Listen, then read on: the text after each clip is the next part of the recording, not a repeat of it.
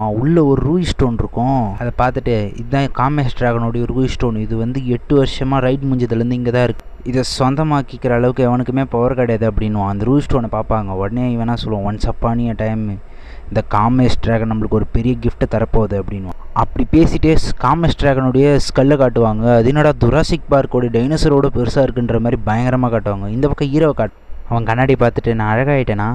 இல்லை, கொஞ்சம் சுமாராக தான் இருக்கேன், இருந்தாலும் இந்த சிஸ்டம் என்ன டேமேஜ் எல்லாம் ஹீல் பண்ணி கொஞ்சம் அழகாக தான் ட்ரை பண்ணுது அப்படின்னு சொல்லிட்டு இருப்பான். அப்படின்னு சொல்லி அவன் பேசிகிட்டு இருக்கும்போதே வந்து சரி அப்படின்னு சொல்லிட்டு அவன் தங்கச்சி பார்க்கறதுக்கு போவான். தங்கச்சின்னொடனே என்னென்ன அப்படின்னோடனே, நான் ரொம்ப அழகாயிட்டேனா அப்படின்னு கேட்டோடனே, உன் மூஞ்சி என் பேக்கு மாதிரி இருக்குது அப்படின்னோடனே அவன் செம்ம டென்ஷனாகி, என்ன எப்படி பேசுகிற, உங்ககிட்ட கேட்டதுக்கு நான் எங்கன்னா செருப்பால் தான் அடிச்சிக்கணும் அப்படின்னு சொல்லிட்டு திட்டிகிட்டு இருப்பான். நான் எஸ் ரேங்க் ஹண்டரு, நீ என்னை எட்டி உதச்சேன்னா உனக்கு தான் கால் வலிக்கும் அப்படின்னோடனே, நான் கூட தான் ஸ்கூலில் டாப் ரேங்க்கரு அப்படின்னோடனே, எங்கே அந்த பிட் அடிச்சு எது நீ அந்த எக்ஸாம்லையா அப்படின்னு